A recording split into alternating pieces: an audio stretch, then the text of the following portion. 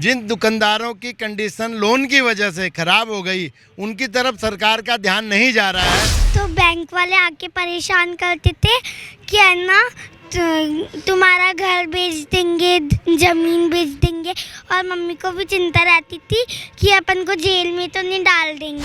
30,000 का 60,000 उनको वापस दे दिया, फिर भी वो मेरे को धमकी दे रहा। व्यापारियों की मांग को लेकर एक दस्ता अजमेर से जयपुर के लिए रवाना होता है, जिसके अंदर सबसे आकर्षित करने वाली बातचीत ये रहती है, उसके अंदर एक 8 साल की बच्ची इस मांग को लेकर वहाँ से पैदल चलती है और वो जयपुर तक पैदल पहुँचती है। महिलाएं भी साथ में है, उसके अंदर जो नवरात्रि का फास्ट भी कर रही है, व्रत भी है, लेकिन फिर भी मांग इतनी गहरी है कि दिल तक पहुँचती है।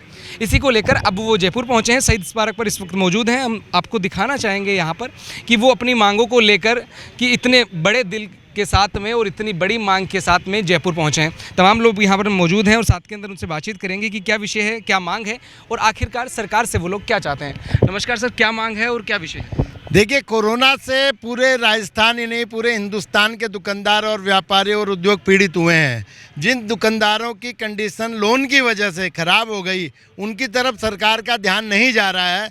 वो कई तो साहूकार के चक्रव्यूह में फंस गए हैं। साहूकार उनको डराता धमकाता है, पूरा लोन चुकाने के बाद भी इनके पाँव पे गाड़ी चढ़ा दी। आप देख सकते हैं इनका पाँव घायल है।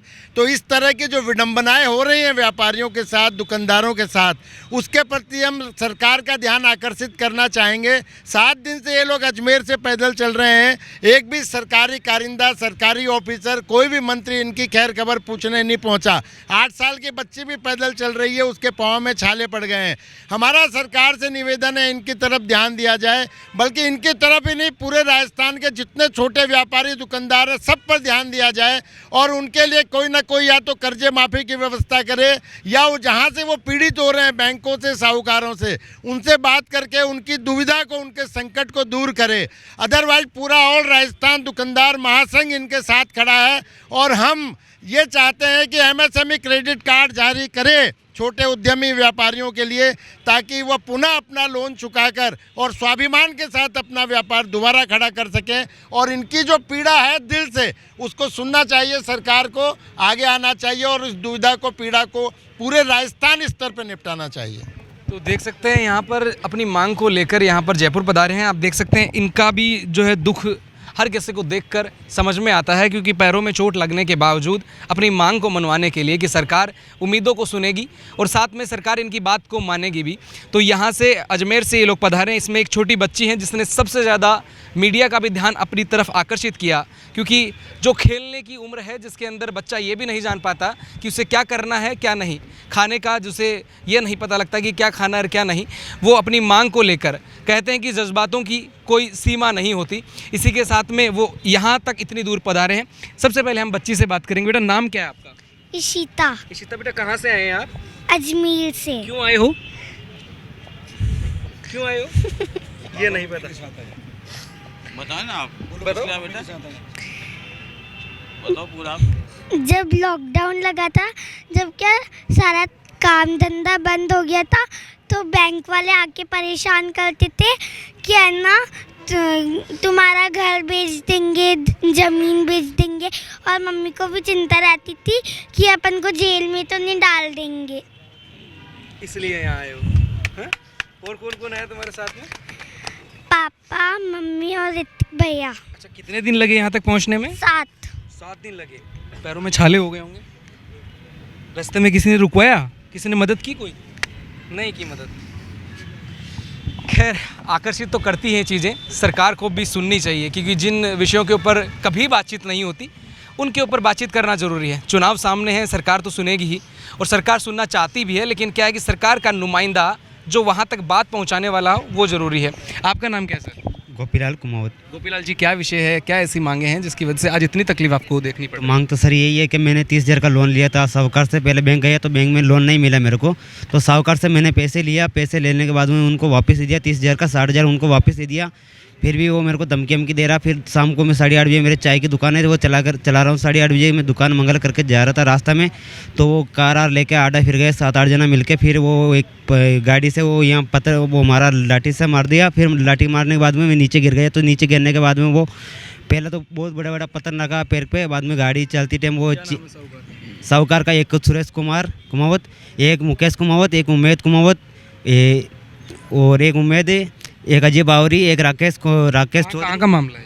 ये गोविंदगढ़ का है, और 3-4 जना जसवंतपुरा का था, जिसमें मोतीलाल है, लक्ष्मण है, एक दिनेश है, 8 जना था सर। अच्छा, इसके अंदर अब तक कार्रवाई क्या हुई? आपने एफआईआर तो करवाई होगी। एफआईआर कुछ कार्रवाई नहीं हुई, और जो मेरे गला के अंदर वो चेन थी 50 ग्राम की चांदी की, वो भी छीन ली मेरी, और ये 18,000 रुपये केस था, वो भी छीन लिया मेरा।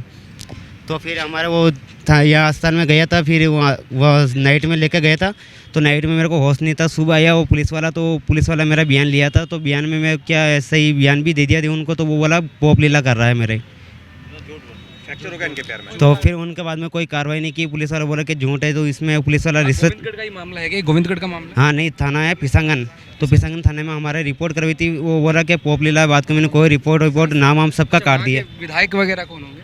विकायत का ना रामचंद्री लंगबा, तो पुलिस वाला उनका नाम वाम काट दिया, और कोई कार्रवाई कुछ नहीं की उनको। कुछ महिला भी हैं, उनसे बातचीत करेंगे। मैडम, नाम क्या है आपका? मेरा नाम ननकी है। रनकी जी, क्या समस्याएं हैं जो क्या समस्या है? वो कार्रवाई नहीं है, इसलिए हम आए हैं कि हम सिर्फ ही चाहते हैं कि गिरफ्तार होए, हमको इनाम भी चाहे। मेरा छोटा बच्चा भी है, उसका पैर हाथ तोड़ दिए साथ में हैं। आए हैं आपके ये छोटे हाँ, छोटे बच्चे? आपके हाँ, इतनी मेरा दूर से पैदल चल रहे हैं। इसका सर इनकी तरफ देख के, इनकी तकलीफ देख के सरकार का जवाब। थोड़ा बताइए जरा विस्तार से। देखिए, बिल्कुल निकम्मी निकृष्ट सरकार है, प्रशासन बिल्कुल निकम्मा निकृष्ट हो चुका है। 7 दिन से ये लोग पैदल चल रहे हैं, और पूरा सोशल मीडिया पे निरंतर रूप से सब चीज़ें चल रही है। जैसे ही हमें परसों पता चला, तुरंत प्रभाव से हम लोग दिल्ली से कल रात को पहुँचे हैं, और आज इनके समक्ष यहाँ मौजूद हैं। बहुत बड़ी विडंबना है जिस तरीके से छोटी बच्ची चल रही है, 8 साल की, पाँव में छाले हो गए हैं, और जिस तरीके से परिवारजन को परेशान किया जा रहा है। अभी परसों पहले रोज़ भी शायद एक वाकया ब्यावर में हुआ था व्यापारियों के साथ में। तो निश्चित रूप से देखने को मिला है कि कोरोना काल के बाद में व्यापारियों की स्थिति बहुत ज़्यादा विकट है। अगर सरकार ने समय रहते व्यापारियों की मांगों को पूर्ण नहीं किया, तो निश्चित रूप से आप ये मान के चलिएगा कि कुछ ना कुछ बड़ी घटना हो सकती है राजस्थान में। इसलिए अशोक गहलोत साहब की सरकार को जागना चाहिए, इनसे बातचीत करनी चाहिए। जैसे वीरांगनों वाला मैटर था कि बाद में उनको बुला करके उन्होंने बातचीत करी, इस तरीके से अशोक गहलोत सरकार को जागना चाहिए समय रहते। और अगर समय रहते नहीं जागे तो निश्चित रूप से कोई ना कोई बड़ा हादसा हो सकता है, क्योंकि छोटे बच्चे साथ हैं, महिलाएं साथ हैं, 7 दिन से ये लोग पैदल चल रहे हैं, प्रशासन इनको कोई तवज्जो नहीं दे रहा है। तब जाकर के हम लोग आज यहाँ इनके बीच में समक्ष हैं, इनको सांत्वना देने के लिए। और निश्चित रूप से आप ये मान के चलिएगा कि इनके आंदोलन के अंदर हम लोग तन मन धन से इनके साथ खड़े हुए हैं। विजय कौशिक। इस विषय को लेके सबसे जो बड़ी महत्वपूर्ण बात यह है कि 7 दिनों से ये लोग पैदल चल रहे हैं। जो विषय है बैंकों के सिस्टम का, उसको निर्मला सीतारमण जी, पीएम, हम लोग सीएम, हम सबको लेटर लिख चुके हैं। केवल निर्मला सीतारमण जी से तो नरेंद्र जी जो है खुद पर्सनल जाकर मिलकर उनको लेटर दे के आ चुके हैं। हम ये कह रहे हैं कि लॉकडाउन के बाद जो व्यापारी पीड़ित है, जो परेशान हो सकता है कुछ व्यापारी निकल गया हो, लेकिन जो वास्तव में जो व्यापारी पीड़ित है, आप एक काउंसलर बैठा देना, एक आप काउंसलर बैठा दें, वो काउंसलिंग करे, उसके आधार पर निर्णय हो कि क्या उस व्यक्ति को चाहिए। हो क्या रहा है, कल आज हमारे पास सुप्रीम कोर्ट ने भी आज हमारे पक्ष में फैसला दिया है। उन्होंने कहा है कि आप क्या करते हैं, मान लीजिए कोई लोन नहीं चुका पा रहा है, उसको बिल्कुल डिफॉल्टर घोषित कर देते, उसकी सुनते ही नहीं है। आप सुनिए, हो सकता है उसके घर में कोई परिवार में संकट हो, क्योंकि इससे पहले जब 2014 से पहले 1 साल का समय लोन चुकाने के लिए दिया जा सकता था, क्योंकि घर में कोई परेशानी आती है, मानी विपत्ति आती है, तो क्या होता है आदमी 3 महीने का बहुत छोटा समय, लेकिन क्योंकि केंद्र सरकार ने इसको समय को सिर्फ और सिर्फ 3 महीने कर दिया। 3 महीने का समय जो है विषय वो बहुत छोटा विषय है। मेरा मानना यह है कि इसको 1 साल का करना चाहिए। इस विषय को लेकर बड़े लंबे समय से हम लोग आंदोलन कर रहे हैं, क्योंकि बहुत छोटा समय होता है 3 महीने। अगर आपको लग रहा है कि 3 महीने भी है, तो कम से कम 3 महीने में जाकर पूछते हो सकता है घर में कोई तबियत खराब हो, कोई मौत हो गई हो, इस कारण से वो पैसा नहीं दे पा रहा हो, लेकिन आप उसको बिल्कुल डिफॉल्टर घोषित करते हो, उसके घर के नीलामी की आप कार्रवाई करते। ऐसे कम से कम राजस्थान की बात मैं बता रहा हूँ, कम से कम नहीं तो 27,000 परिवार ऐसे हैं जिनके ऊपर कहीं ना कहीं नीलामी की जो तलवार है वो लटकी हुई है। इसके लिए हम सब लोग और राजस्थान दुकानदार महासंघ की तरफ से आंदोलन करेंगे, और एक एक व्यापारी को लेकर कहीं ना कहीं हम जल्दी ही दिल्ली जाने का, जयपुर जिस तरह से ये लोग पैदल जो है अजमेर से पैदल चलकर जयपुर आए, हम लोग जल्दी ही बातचीत कर रहे हैं पूरे राजस्थान के दुकानदारों से, और हो सकता है कि जयपुर से पैदल चलकर दिल्ली जो है मार्च कर और वहाँ पे फिर हम बैठेंगे, जब तक कि हमारी मांगें नहीं मानी जाती। मेरा नाम जितेंद्र गोयल, मैं यूथ अध्यक्ष हूँ और राजस्थान दुकानदार महासंघ का। तो मांगे तो इनकी जायज़ सी है, लेकिन क्या है कि सताए हुए हैं। सताए हुए किसके हैं? क्योंकि कोरोना के बाद से स्थितियां बदली है, लेकिन उतनी नहीं बदली जितनी बदलनी चाहिए। वहाँ तक चीज़ें पहुँची जहाँ तक पहुँचनी चाहिए, लेकिन यहाँ तक नहीं पहुँची। हो सकता है कि इनके दरवाजे तक पहुँचने के लिए थोड़ी दिल की गहराइयों का भी होना ज़रूरी है। खैर, आप मेरे जितने भी अभी हमारे दर्शक हैं उनसे यही करूँगा कि ऐसे लोगों का साथ दे, ऐसे लोगों का सहयोग करे। सरकार से भी हमारी विनती रहेगी कि ऐसे लोगों की मांग सुने। मेरे सहयोगी कैमरामैन कुलदीप के साथ मैं दीपक कुमार, नवतेज टीवी, जयपुर। देश और दुनिया की हर बड़ी खबर के लिए सब्सक्राइब करें नवतेज टीवी और पल पल के अपडेट्स के लिए बेल आइकन को दबाना ना भूलें, क्योंकि आपकी खबरों का भरोसेमंद साथी है नवतेज टीवी।